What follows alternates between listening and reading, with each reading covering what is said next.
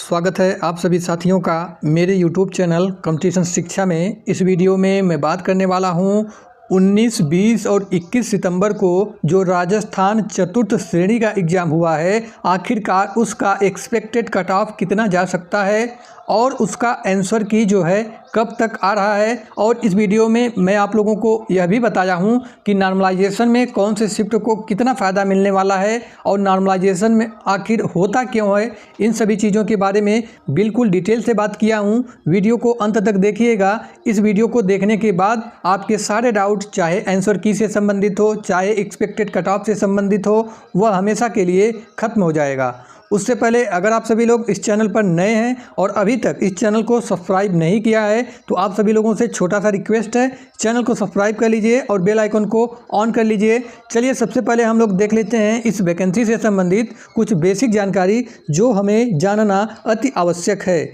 तो सबसे पहले मैं बात करूँ राजस्थान चतुर्थ श्रेणी में जो टोटल पदों की संख्या है 53,749 टोटल पद हैं। इसमें दो तरह के पद शामिल हैं, एक नॉन टीएसपी और दूसरा टीएसपी। जो नॉन टीएसपी पदों की संख्या है, नॉन टीएसपी में 48,199 और टीएसपी में जो पदों की संख्या है 5,550। इसमें जो टोटल फॉर्म अप्लाई हुए थे 24,71,066 कैंडिडेट ने टोटल फॉर्म अप्लाई किया था इस वैकेंसी में। अगर मैं बात करूं इसकी उपस्थिति क्या रही, यानी कितने कैंडिडेट इस एग्ज़ाम में उपस्थित रहे हैं, तो 21,17,198 कैंडिडेट इस एग्ज़ाम को दिए हैं। यानी ओवरऑल मैं इसकी उपस्थिति की बात करूं तो 86% जो है इसकी उपस्थिति रही है। वहीं मैं बात करूं आप लोगों का एग्ज़ाम जो हुआ था 19 तारीख को 2 शिफ्ट में, 20 तारीख को 2 शिफ्ट में और 21 तारीख को 2 शिफ्ट में, यानी टोटल आपका 6 शिफ्ट में एग्ज़ाम जो है संपन्न हुआ है। और आप लोगों के एग्ज़ाम में जो टोटल प्रश्न पूछे गए थे उनकी संख्या थी 120, ठीक है। और आप लोगों के एग्ज़ाम में निगेटिव मार्किंग भी था 1/3 का, यानी अगर आपने 3 प्रश्न गलत किया उसके बदले आपने जो एक प्रश्न सही किया है वह आपका कट जाएगा। वहीं मैं बात करूं इसके लिए आपको टोटल 2 घंटे का समय दिया गया था। अब 120 क्वेश्चन जो टोटल पूछे गए थे उसमें से हिंदी सब्जेक्ट से टोटल 20 क्वेश्चन पूछे गए थे, इंग्लिश से 15 क्वेश्चन, जीएस से टोटल 70 क्वेश्चन आप लोगों के एग्ज़ाम में पूछे गए थे और मैथ के हर शिफ्ट में 15 क्वेश्चन आप लोगों के एग्ज़ाम में पूछे गए थे। वहीं मैं मैथ के प्रश्नों की लेवल की बात करूं तो हार्ड की कैटेगरी में मैथ जो है शामिल है, क्योंकि जो मैथ पूछा गया था आप लोगों के एग्ज़ाम में वह काफ़ी कैलकुलेटिव पूछा गया था और टाइम ले रहा था सॉल्व करने में।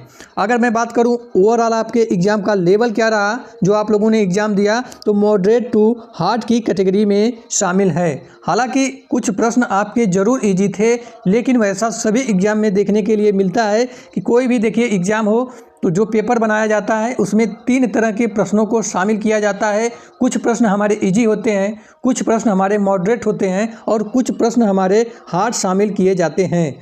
चलिए अब मैं बात कर लेता हूं भाई नॉर्मलाइजेशन का, कि कौन से शिफ्ट को नॉर्मलाइजेशन का अधिक फ़ायदा मिलने वाला है और आखिर में यह नॉर्मलाइजेशन किया क्यों जाता है। और ओवरऑल मैं नॉर्मलाइजेशन के बारे में बात करूं तो इसमें सबसे पहले मैं बता दूं एक नॉर्मलाइजेशन का मेथड है इक्वी परसेंटाइल मेथड आप लोगों में लागू किया जाएगा। यानी अगर आपका पेपर हार्ड शिफ्ट में हुआ है तो आपके जो मार्क्स हैं बढ़ने वाले हैं, और अगर आपके पेपर मॉडरेट शिफ्ट में हुआ है तो आपके जो मार्क्स हैं हार्ड शिफ्ट की अपेक्षा थोड़े से कम बढ़ेंगे। लेकिन अगर आपके पेपर जो है इजी शिफ्ट में हुआ है तो आपके जो मार्क्स हैं या तो वही रह सकते हैं या तो आपके मार्क्स जो है कम भी हो सकते हैं। अक्सर कैंडिडेट्स को लगता है कि नॉर्मलाइजेशन में जो मार्क्स हैं वह केवल बढ़ते ही बढ़ते हैं, तो मैं आप लोगों को बता दूं नॉर्मलाइजेशन में जो मार्क्स हैं वह बढ़ने के साथ साथ घट भी जाते हैं। यह बात आप लोगों को पता होना चाहिए। चलिए अब मैं बात कर लेता हूं कि नॉर्मलाइजेशन में कौन से शिफ्ट को अधिक फ़ायदा मिलने वाला है। देखिए एक बात मैं आप लोगों को बता दूं, आयोग के नज़र में जो शिफ्ट हार्ड रहेगी उसको जो है नॉर्मलाइजेशन का अधिक फ़ायदा मिलने वाला है। मेरे और आपसे कहने का कोई मतलब नहीं होगा, क्योंकि अक्सर जिस शिफ्ट में हम एग्ज़ाम दिए हुए थे हमें हमारी शिफ्ट जो है हार्ड लगती है। तो मैं आप लोगों को बता दूं आपके और हमारे नज़रिए से यहाँ पर कोई मतलब नहीं है। आयोग के नज़र में जो शिफ्ट हार्ड होगा उसको नॉर्मलाइजेशन का अधिक फ़ायदा मिलने वाला है। चलिए अब मैं बात कर लेता हूँ आप लोगों का आंसर की जो है कब तक जारी किया जा सकता है। तो जो चेयरमैन जी आलोक राज जी, उन्होंने साफ साफ कहा था कि जैसे ही आप लोगों का एग्ज़ाम समाप्त हो जाता है 15 दिनों के भीतर भीतर आप लोगों का आंसर की जो है जारी कर दिया जाएगा। यानी पूरी संभावना है कि आप लोगों का अक्टूबर फर्स्ट वीक में आंसर की जारी कर दिया जाएगा। यानी अभी आपको थोड़ा सा और इंतज़ार करना पड़ेगा, उसके बाद आंसर की आपका जारी कर दिया जाएगा। आप मिला लीजिएगा ऑफिशियल कि आपके जो है 120 क्वेश्चन में से कितने क्वेश्चन सही हो रहे हैं।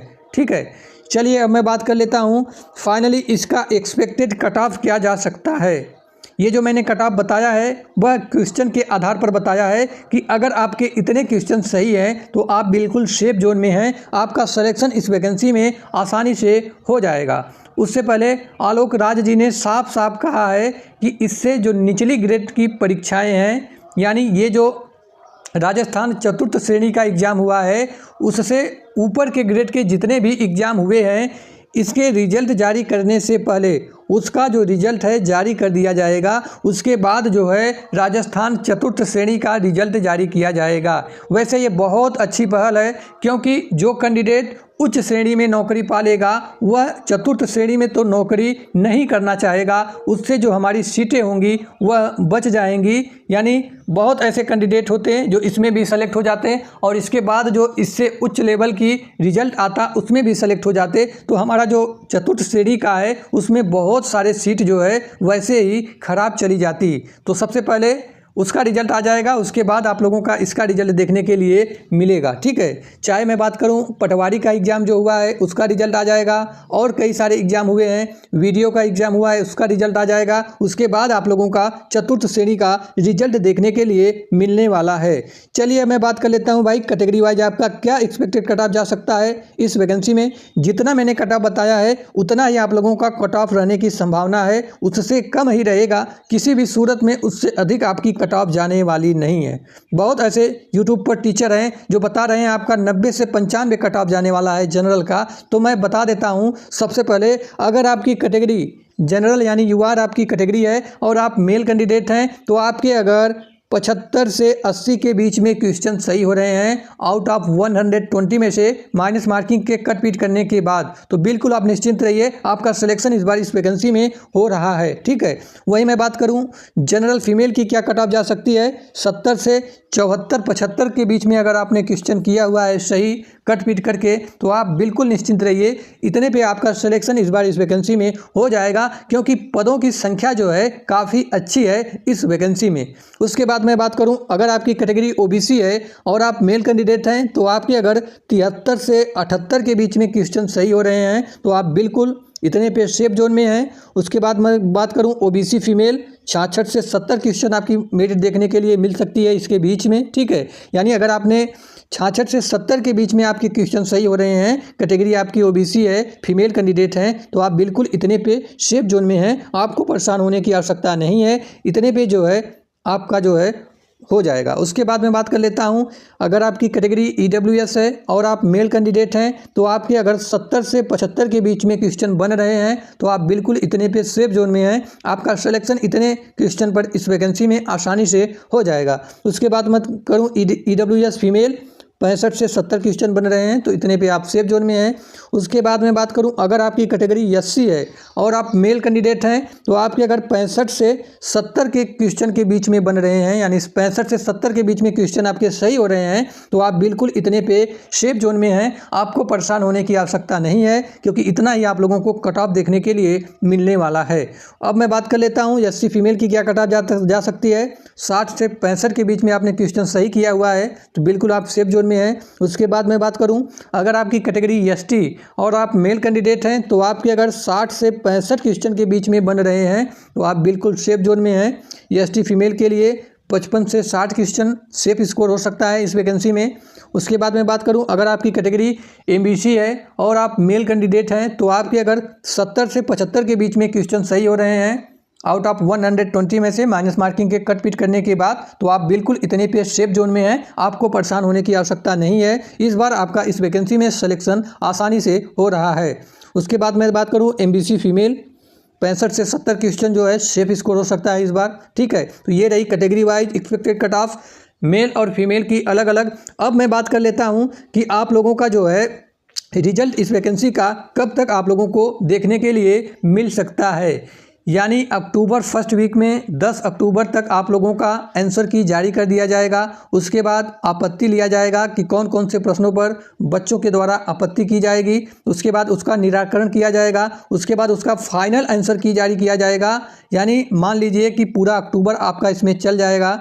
उसके बाद मैं बात करूं आप लोगों का रिजल्ट कब तक आ सकता है, तो आलोक राज जी ने साफ साफ बोला है कि 3 महीने इसके रिजल्ट में लगेंगे।